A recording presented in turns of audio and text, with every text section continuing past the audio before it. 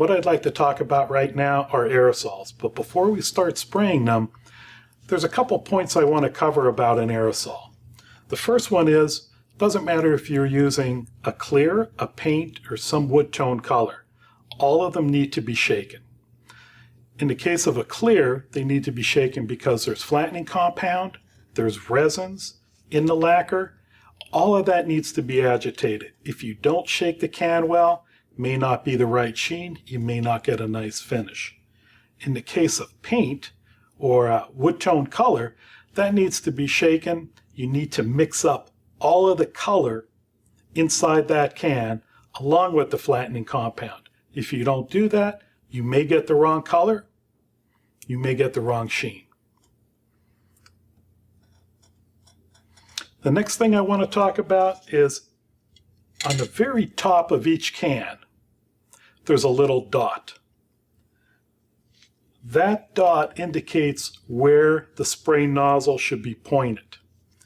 The reason this is important is there's a feeder tube that starts at the top of the can, right by the spray head, and goes to the very bottom of the can. And just like when you're drinking a soda with a straw, if you hold the cup the wrong way, you get nothing but air. If you tilt the cup and hold the cup the right way and you're drinking through a straw, you get soda or whatever's in your cup. This is the same idea. If that's pointing wrong, as the can gets used and used, you're going to start sucking gas instead of the finish or the paint. When you're using a can, let's say I have a repair right here. Your natural tendency is to get that repair as close as you can to you and start spraying. It's actually what you don't want to do. You want to position that repair so that you're behind it with the door. When you start spraying, all of your spray now is going to hit where the repair is, and all of the overspray is going to go off the panel. You really don't want to put yourself in a position where all your overspray is going onto the panel because that's more for you to clean up. One more thing about spraying. This can, if anything's going to happen to it, like spitting, it's going to happen not in the middle of your spray, but at the very beginning where you didn't push the button down all the way, or right at the end where you're releasing the button. So what you want to do is start spraying when you're off the panel, go ahead and spray, and then release it again when you're off the panel. And it's going to look something like this.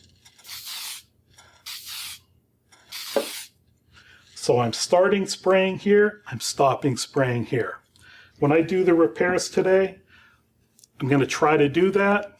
Because of the format we're doing, I may be forced not to do that, but you're going to see me try to do everything I'm teaching you to do right now. The other thing I wanted you to notice, it's a very easy and very even spray. My hand is not going like this. If it starts going like this, the center of your spray is going to get a lot more of the spray than the ends. When I sprayed, I brought my hand straight across.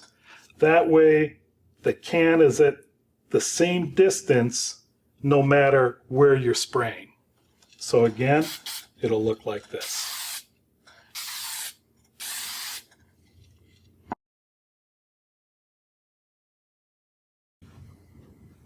Another best practice when using aerosols, you're going to see me throughout the videos saying, we're going to add a coat here, we're going to add a coat there, and I like spraying thin coats versus heavy coats.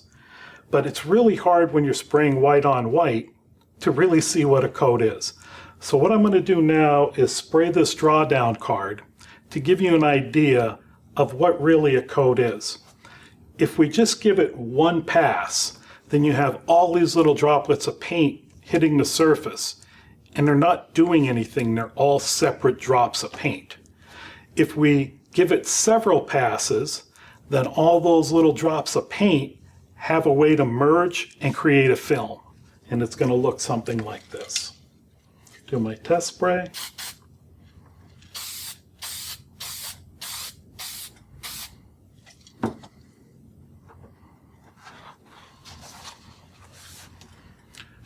To me, that's a coat.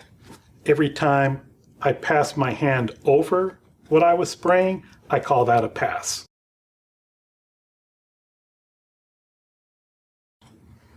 Now what I want to introduce to you is a product called Blender Flowout.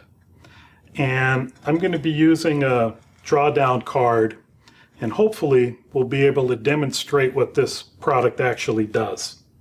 So I'm going to start with just a can of white, and I'm going to give it a spray. And then as soon as I get done with maybe one pass, I'm going to pick up the Blender Flowout and I'm going to spray right over it. So the white paint is still going to be wet when I hit it with the Blender Flowout. Then we're going to let it dry and we'll compare the previous card with the card with the Blender Flowout. So it'll look like this.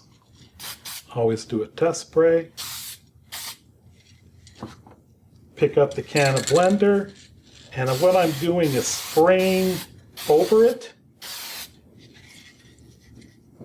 And what I'm hoping we're going to see is this blender can, all the little dots of paint that didn't have another dot of paint next to it.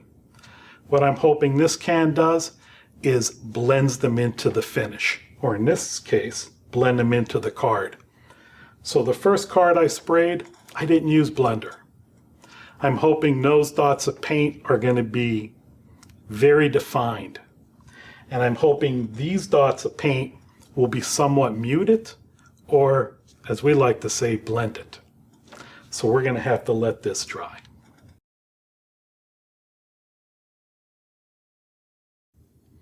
Okay, what I've done is I have the card that we sprayed with the Blender Flowout, and I have the card that we didn't spray with the Blender Flowout.